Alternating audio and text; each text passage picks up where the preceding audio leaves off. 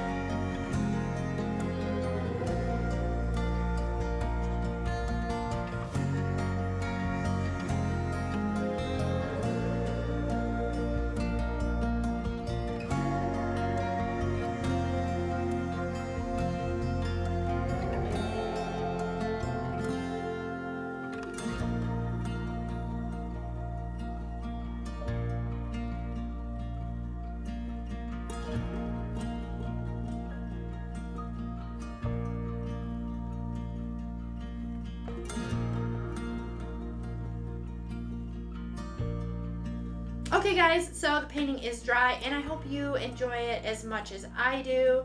I would encourage you guys to try using different colors for your clouds, and if you do, I'd love to see the photos. Go ahead and go over to my Facebook group, Acrylic Pouring with Friends. You can post your photos there. You don't have to be an artist. You can just go ahead and give it a try and maybe be inspired by other people that have joined the group as well. And since you've stuck around this long, I would really appreciate you giving this video a thumbs up, subscribe if you haven't already, and I will see you in my next video.